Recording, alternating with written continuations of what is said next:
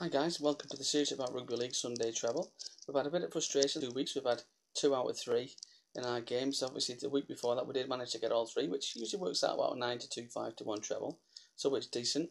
Obviously this week is the last round of regular season games. You have to be wary because in the Super 8s, the teams that finish in 1 to 8 in Super League and then places are already sorted, them games are still mattering because the teams will carry the points over. And obviously the teams that finished 5 to 12 in the Championship, when they do their little 8-team tournament, these games still matter too because any points won tomorrow will count.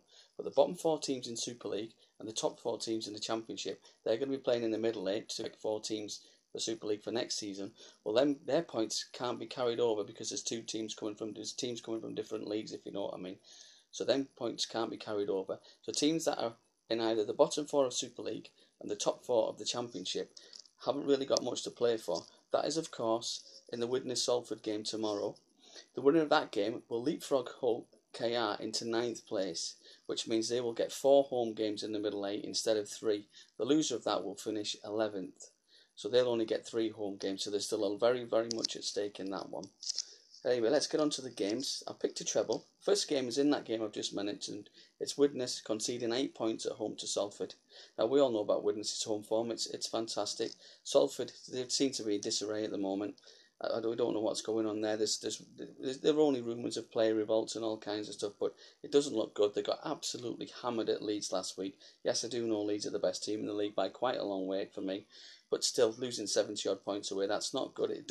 Something feels wrong there. I don't know what's going on. It's a shame because, you know, the signs were really good at Salford early season. They were 3rd in the league until they got Chase injured and had a few injuries. Chase has been out the side, rumours he wants away. Just seems to be all going wrong there. Has to be Widnes to win that game by more than 8 points. The second game is the Huddersfield one. This is one of the games what I'm talking about. Wakefield have been awful this season, and they're conceding 28 points on the handicap away at Huddersfield. Now, obviously, Huddersfield are going for the top 4 spots, which means they'll get an extra home game in the Super 8s. And also, the points tomorrow will matter for Huddersfield. If they get the 2 points, they'll carry it over to next week. The game means absolutely nothing to Wakefield whatsoever. Whether they win or lose, they'll finish bottom of Super League, so they'll go into the middle 8s, and they'll only get the 3 home games. So for me, I don't really like big handicaps. A few tries for Wakefield and Huddersfield need to score 50 points. But we do get the feeling here that Huddersfield can go on a big run and win this game by more than 28 points. The third game I'm going to choose is a very, very interesting one in the Championship. It's Bradford to win away at Halifax, conceding 4 points start on a handicap. Now, Bradford had a bad result at Featherstone a few weeks ago, but they got it all back together. They were very, very good in a very, very good draw at Lee last week. At Lee at home, last week. The 36-point all draw. I say that both teams have got next week off, so they can have a real go at this one. Try and get a bit of confidence for the middle 8 competition. Halifax are going well, fair play to them, and I think there's a few that would be tempted for the 7-4 and a home win in that one, but not for me. I'm going to go Bradford to win that by more than 4 points. If you want to take a little bit of insurance in the game, you could just back the Bulls at 8 to 13 to win the game. It'll bring your return down just a little bit, but it might be nicer just to play safe with that one. So my little SARL treble for this weekend is definitely Widnes conceding 8, Huddersfield conceding 28, and Bradford conceding 4. And like I said, if you're feeling a bit more insurance, just back Bradford on the 80-minute betting at 8 to 13. Now on to the rest of the games today. And Leeds can finish top of Super League if they beat Catalan at home. Obviously, it doesn't really matter to Leeds. You don't get the shield until after the 30 games after the Super 8's finished. So there's nothing really at stake as regards that goes. But obviously, like I said, we've had a bet on the regular season.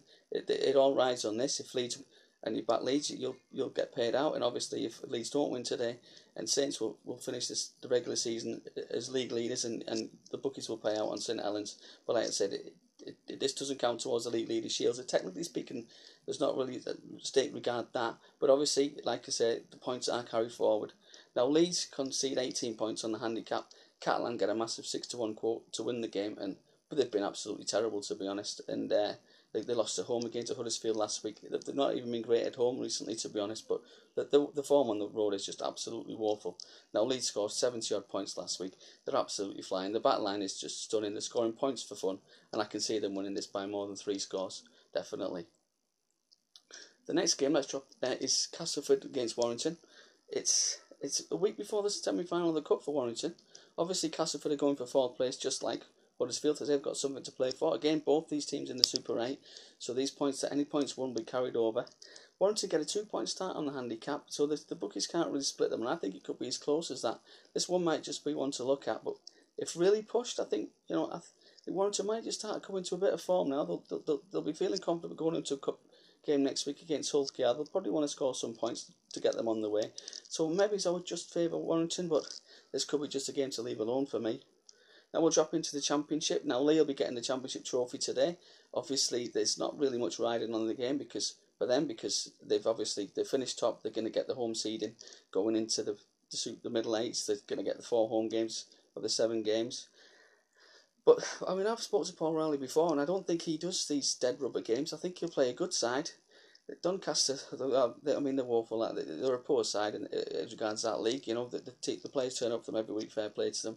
Now the bookies give Lee 50 points to cover on the handicap, and that is an awful lot. But you think that you know the atmosphere is going to be tremendous. There should be a big crowd there because Lee will get the league leaders shield for the Championship. The way this complicated system works out, we'll explain more about that next week. So there'll be a good atmosphere. So you probably can see Lee running in a lot of tries. I'll probably just concede 50, but I mean, I think they'll probably win by more than that. But I mean, again, this could be another game just to watch. Batley go to Dewsbury, take a 10-point start with them. I do like Dewsbury at home, and I think they can win by more than 2 scores here. Hunslet, Workington, the bookie struggles to split them. Hunslet get an 8-11 to win the game. Workington about 11-10. For me, I'd probably just favour the home side, Hunslet, in this one at 8-11. You know, they're okay. This is a game where both teams, there's something at stake for both teams because these points will carry forward into their little 8-team competition. Is pretty much similar to the Super 8s, how that's going to work.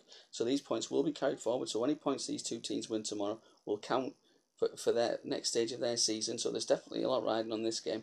But I just take Hunslet. And the final game is London against Sheffield. Now, obviously, there's something at stake for London because they haven't made the top 4 in the Championship. Sheffield have, so there's nothing at stake for them. So you've got to fancy London at 7-5 on that basis. I mean, London also concede 4-point start on the handicap.